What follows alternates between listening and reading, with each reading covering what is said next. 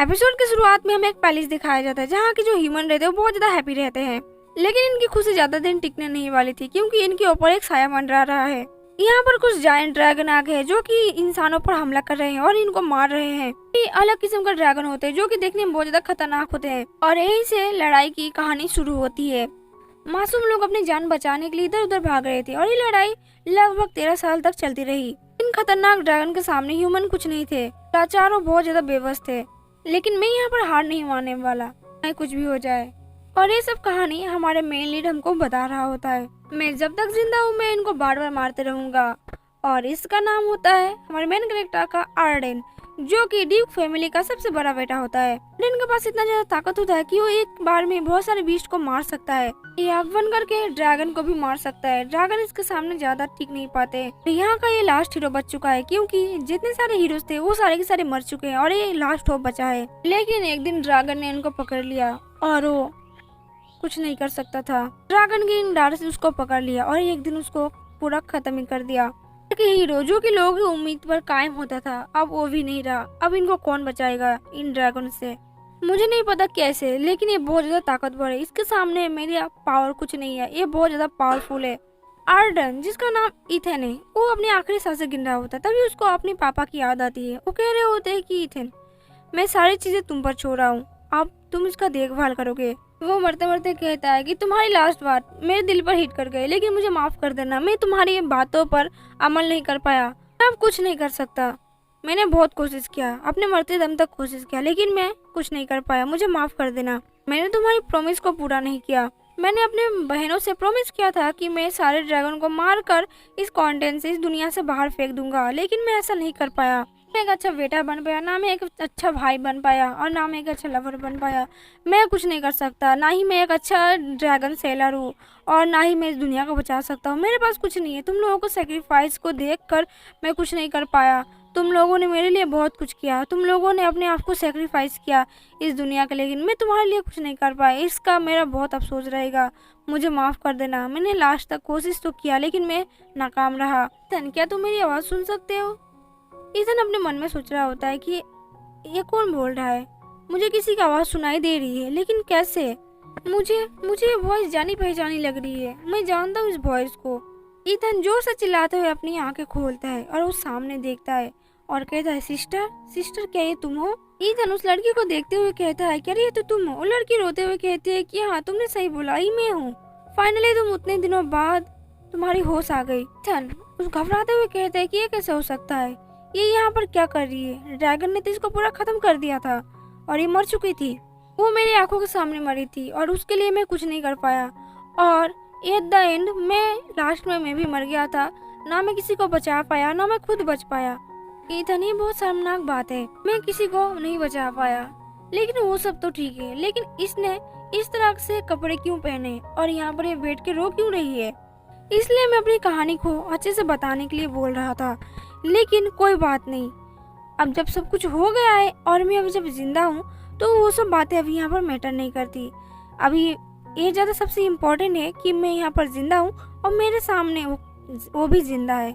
Ethan उस लड़की को देख कर बहुत ज़्यादा खुश हो जाता है और कहता है कि मुझे तुमसे मिलकर बहुत ज़्यादा खुशी हुई।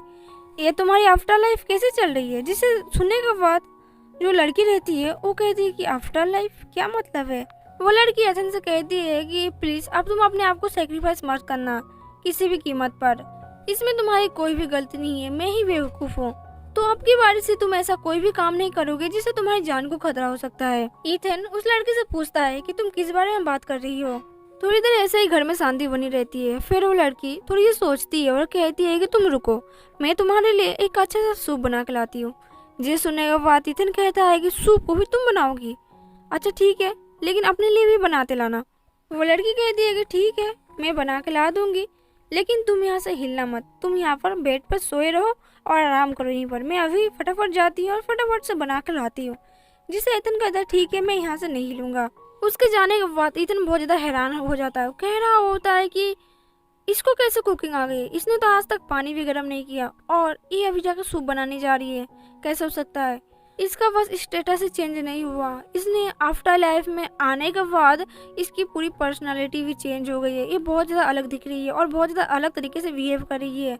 ऐसा नहीं लगता है कि वो वही है, लेकिन इसकी वॉइस और इसकी फेस सेम टू सेम वही है। उसके जाने के बाद एथन कहता है कि मुझे लगता है कि अब मुझे उठ जाना चाहिए। जैसे ही उठता है उसको कुछ महसूस होता है। वो देखता है कि उसके दोनों हाथों में जो सलाइन होता है वो सलाइन लगी होती है और कहता है कि ये मुझे बॉडी में पावर दे रहा है। वो अपने हाथों में से सारे पाइप को खोल के फेंक देता है और कहता है कि ये मैजिकल इंस्ट्रूमेंट है जो कि जो मरीज बेहोश या फिर कोमा में होते हैं उनके ऊपर लगाया जाता है, लेकिन ये मेरी बॉडी में क्या कर रही है। वो सब हटाने के बाद इसके हाथ बहुत ज्यादा कांपने लगते हैं। वो कह रहा होता है क्या मेरी बॉडी इतनी ज्यादा कमजोर कैसी हो गई कि मेरी रीढ़ की हड्डी भी सीधी नहीं हो रही, मेरी पूरी बॉडी ऐसे लग रहा है कि अकड़ गई है और ऐसा लग रहा है कि मैं यहाँ से हिल नहीं पा रहा हूँ।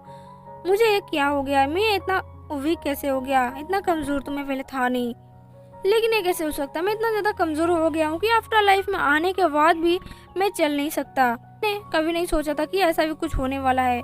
मैं इतना ज्यादा कमजोर बन गया हूँ, लेकिन मैं इसको यूज करूंगा। फिर वो जो मैजिकल पावर होती है जिसे कोमा में था और बच के था उसको अपने हाथ में ले लेता है। उसका पावर यूज करते हुए कहता है कि अगर मैं अपने मन के थोड़ा सा कंट्रोल करूँ और अपनी फुल पावर लगा के अपने बॉडी को कंट्रोल करके इसका पावर यूज करने की कोशिश करूँ तो ये मैं कर सकता हूँ। मैं इस लाइफ को अपनी बॉडी में दोनों तरफ से यूज करके अपनी बॉडी को पावरफुल बना सकता हूँ। ओके, तो इतना पावर मेरे लिए इनफ है। अब मुझे लगता है कि मुझे अब खड़ा हो जाना चाहिए। उस पावर को यूज करने के बाद वो सीधे तरीके से खड़े हो जाता है।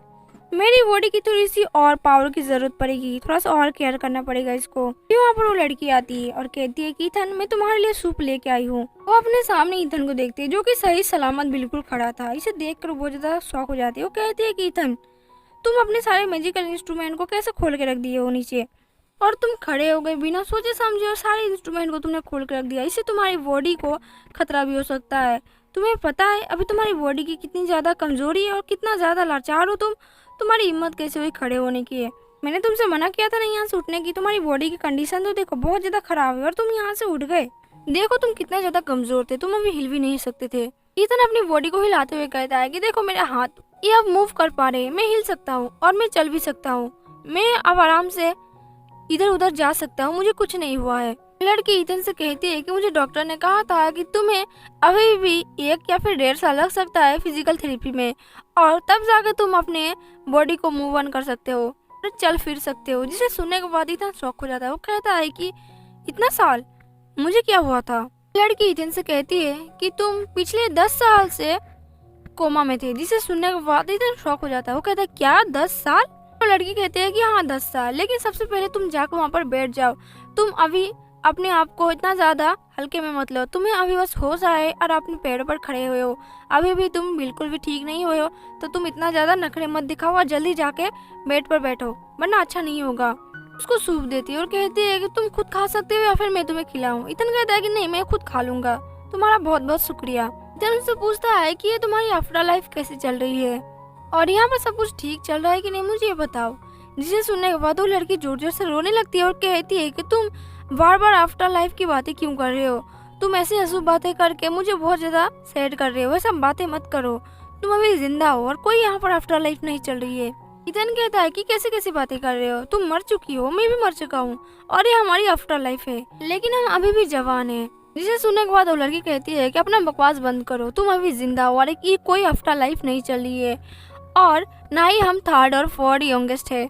तुम यहाँ पर अभी जिंदा हो और इसी लाइफ में हो और अभी सांसें ले रहे हो। तुम्हारे कोई आफ्टर लाइफ नहीं है और ज्यादा बकवास मत करो आफ्टर लाइफ की। बात सुन के बहुत ज्यादा हैरान हो जाता है। वो कहता है क्या मैं मरा नहीं, मैं इसी लाइफ में जिंदा हूँ। लेकिन जहाँ तक मुझे याद है, मुझे ड्रैगन ने अपने नाखून से सीधा सीने में छेद किया था और उसी में मैं मारा गया था। लेकिन मैं यहाँ पर ऐसे जिंदा क्यों हूँ, यहाँ पर मैं अभी तक जिंदा हूँ, मैं मरा भी नहीं। तो क्या वो मेरा सपना था? नहीं, ये सपना तो नहीं हो सकता। ईथन अपने दिमाग में बहुत ज्यादा जोर लगा रहा होता है। वो कह रहा होता है कि मैं कैसे नहीं मर सकता, मैं मर चुका हूँ और मुझे बिलीव है कि मैं मर चुका हूँ, लेकिन ये बोल रही है कि मैं नहीं मरा अभी तक। ये कैसे हो सकता है, मेरा दिमाग काम नहीं कर रहा अभी तक। ईथन इस लड़की से पूछता है कि तुम्हारी उम्र कितनी हुई। वो लड़की कहती है कि मैं अभी 20 साल की हूँ। ईथन कहता है कि फिर मैं कितने साल का हूँ। वो लड़की कहती है कि तुम अभी 19 साल के हो। इसे सुन के ईथन का बिलीव नहीं होता। क्या 19 साल? कहता है कि ये कैसे हो सकता है, जब ड्रैगन ने मेरे ऊपर अटैक किया था तब मैं बस 19 साल का था, कि इस सदी का सबसे खतरनाक लड़ाई होने वाली थी। वो चिल्लाते हुए पूछता है, तब लड़ाई का क्या हुआ? क्या पिताजी भी जिंदा हैं? और क्या वो लड़ाई में मर चुके हैं? और अभी तक लड़ाई खत्म हुई है, या फिर हम लोग जीत गए या फिर हार गए? और बाकी लोगों का क्या हुआ, मुझे जल्दी बताओ। लड़की कहती है कि इथन, तुम किस बारे में बात कर रहे हो? जो 15 साल पहले हुआ उसके बारे में। तुम्हारी फैमिली ने बहुत सारे सेक्रीफाइसेस किए हैं। तुम्हारे पिताजी नहीं रहे, वो इस दुनिया को छोड़ के चले गए, और जो बचे कुचे थे उन मॉन्स्टर के सामने हम बिल्कुल हार गए, क्योंकि वो बहुत ज्यादा खतरनाक थे और आम इंसानों को कोई नुकसान ना पहुंचे, इसलिए हम लोगों ने ड्रैगनों के साथ एक शर्त रखा। इथन कहता है कि ड्रैगनों के साथ शर्त रखा? ऐसा कौन सा शर्त रख दिया तुम लोगों ने? वो लड़की कहती है, हाँ, हमें शर्त रखना ही पड़ा। इथन अपने मन में सोच रहा होता है कि ये कैसे हो सकता है, ये नहीं हो सकता, क्योंकि वो ड्रैगन इतने भी आसान नहीं होते हैंडल करने के लिए। वो ड्रैगन इतने आसान नहीं थे, वो इतनी जल्दी सुझाव के लिए कैसे मान गए, और ये सब इतना आसानी से कैसे चल रहा है कि ड्रैगन इनकी बात, ह्यूमन की बात मानने लगे और ये लोग ऐसे अपने हिस्से में रह रहे हैं। ये मुझे बहुत ज़्यादा अजीब लग रहा है। अगर ये वही लाइफ में मैं जी रहा हूँ तो ऐसा नहीं हो सकता, क्योंकि मेरे पास्ट लाइफ में ऐसा कुछ नहीं था, ये उसका उल्टा हो रहा है, और इस लाइफ में ये लोग ऐसी बातें कर रहे हैं। मुझे अपने आप पर बिलीव नहीं हो रहा। क्या ये मेरे सच में पास्ट लाइफ है या फिर वही लाइफ में जी रहा हूँ? क्या मुझे अपनी पास्ट लाइफ की रिग्रेट करना चाहिए जो मैंने किया था, या फिर मैं हार गया था, या फिर उससे थोड़ा सा अलग है? और जैसे ये बता रही है, मेरे पास्ट लाइफ से और आफ्टर लाइफ से ये कुछ अलग अलग मैच कर रहा है, मतलब दोनों में कोई भी मैच नहीं है। ये पूरी तरीके से एक अलग लाइफ हो रहा है और सारी चीज़ें उल्टी हो रही है। मैं यहाँ पर अभी तक मरा नहीं और सारी चीज़ें वैसे ही चल रही है जैसे 13 साल पहले चल रही थी, और पास्ट लाइफ में मैं अलग तरीके से जी रहा था, और इस दुनिया में जब मैं आया हूँ तो यहाँ पर मैं नहीं मरा, यहाँ पर मैं अलग तरीके से जी रहा हूँ। ये दोनों चीज़ें बहुत ही ज़्यादा कंफ्यूजिंग हो रही है मेरे दिमाग में। यहाँ पर चल क्या रहा है? मुझे पास्ट लाइफ की भी चीज़ें याद है और इस लाइफ की चीज़ें मुझे क्यों याद नहीं है? एथन फिर उस लड़के से पूछता है कि हमारे सर्वेंट का क्या हुआ? जो हमारे सर्वेंट थे उतने सारे, वो कहाँ गए? वो लड़की थोड़ा सा अनकंफर्टेबल होते हुए कहती है कि यहाँ पर कोई भी सर्वेंट नहीं है। जिस सुनने के बाद एथन कहता है, क्या कोई भी सर्वेंट नहीं है? एक भी सर्वेंट नहीं? वो लड़की कहती नहीं, एक भी नहीं। एथन कहता है, क्यों? लड़की कहती है, क्योंकि हमारे पास पैसे नहीं है कि हम सर्वेंट रख सके घर में। इसे सुनने के बाद इथन कहता है कि हमारे घर का जो महंगा महंगा चीजें था वो क्या हुआ? अगर तुम इसको एक बेच दोगी तो वो लगभग बहुत सालों तक चल जाएगा, और सर्वेंट क्या, घर में सारी चीजें आ सकती है, हमारे घर में सर्वेंट क्यों नहीं है? फिर ये लड़की बहुत ज्यादा मायूस हो जाती है और अनकंफर्टेबल होते हुए कहती है कि इथन, धीमी आवाज में, कि तुम पहले अपना घर देखो, फिर तुम इन सब चीजों के बारे में बात करना। हमारे पास ऐसा कोई भी चीज नहीं है जो कि बहुत ज्यादा महंगा हो। इथन हंसते हुए कहता है कि मुझे पता है कि तुम मेरे साथ मजाक कर रही हो, तुम झूठ बोल रहे हो, है ना? वो लड़की कहती है कि नहीं, मैं झूठ नहीं बोल रही हूँ। तुम्हारी फैमिली तबाह हो गई है और यही बस हमारा घर बचा है। हमारे फैमिली में अब कोई भी एक सदस्य भी नहीं बचा है, सब के सब चले गए। मैं सोच इसे सुनने के बाद एथन बहुत ज़्यादा शॉक हो जाता है। कहता, क्या हमारी फैमिली में कोई नहीं बचा? ऐसा कैसे हो सकता है? और इसी के साथ हमारा चैप्टर 1 यहीं पर खत्म होता है। अगर आपको वीडियो पसंद आए तो प्लीज़ वीडियो को लाइक करें, चैनल को सब्सक्राइब जरूर करें। Thank you so much for watching.